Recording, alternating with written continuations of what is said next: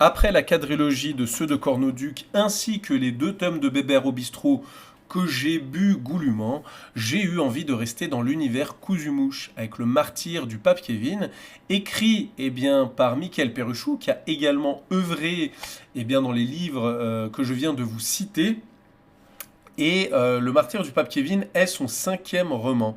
C'est un roman relativement court, c'est une satire d'une petite centaine de pages, édité chez Fin de siècle et Cousumouche évidemment.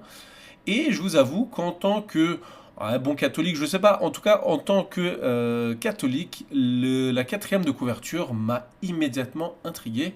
Je vous la lis de suite. Le nouveau pape a 32 ans. On le prétend plus à l'aise sur une planche de surf qu'à l'heure de dire la messe.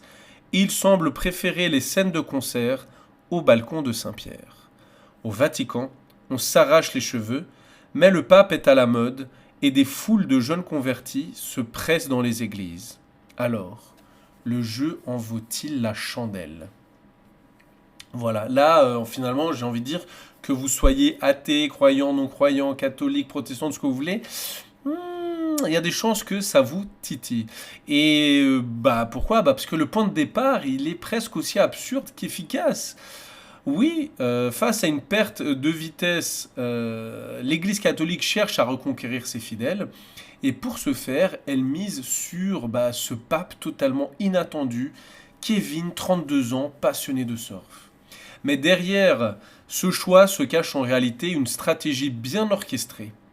Ignacio de Vega fait appel à Marek Ostrowski, un père de famille modèle, collègue apprécié, mais patron exigeant, capable de pousser ses équipes jusqu'au bout et surtout sachant s'entourer des bonnes personnes, puisque justement ce dernier mobilise à son tour Anna Ceccaldi, disons une grande Manitou de la communication pour ne pas dire de la manipulation, et ensemble ils élaborent un plan pour séduire une nouvelle génération notamment, mais pas que, afin de ramener un maximum de personnes vers le catholicisme, afin, j'imagine, je l'espère, de garantir un futur déjà au paradis pour ces gens-là, peut-être, et un futur plus serein pour l'Église. Et c'est là que notre Kevin rentre en scène. Et malgré les réticences d'une partie de l'Église, Kevin joue parfaitement son rôle. Il est charismatique, il est séduisant, il est à l'aise à l'oral, il sait parler aux jeunes. Au point même, dites-vous, de sortir un album mêlant sermon et musique techno.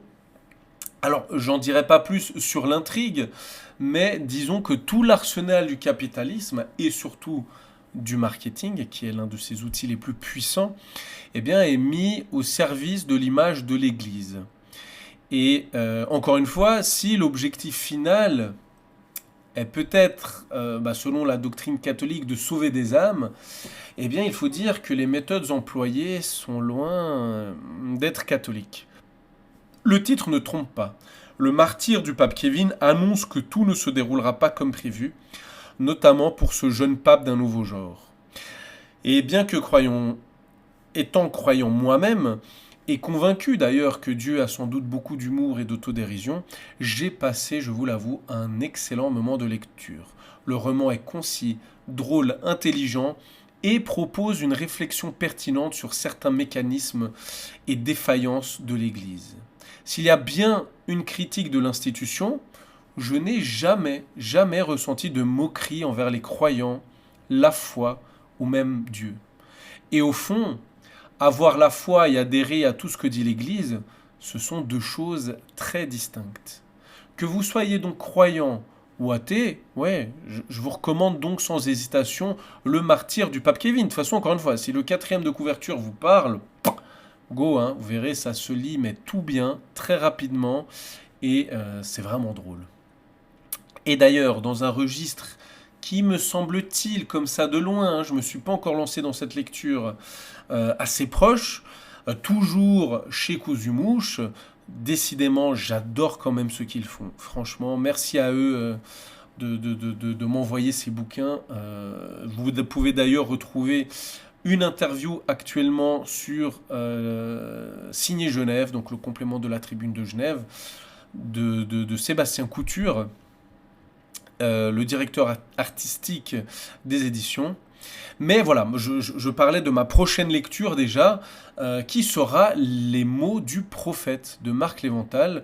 J'espère que je prononce bien son nom, qui est un roman qui met en scène Gérard Cruchon, le nouveau Messie. Sauf que ce nouveau Messie, il est paresseux, il est obèse, il est cynique, il est porté sur une consommation excessive de bébines, peut-être rejoint-il Bébert au bistrot de temps en temps. Donc voilà, autant vous dire, mais que ça me vend du rêve, du rêve. Voilà, évidemment, j'en ferai un retour ici même, je vous tiendrai au courant. Et je vous dis à la prochaine, lisez bien, mais lisez. Enfin, surtout lisez. Je l'ai mal dit la fin, là. La chute était extrêmement maladroite, mais lisez.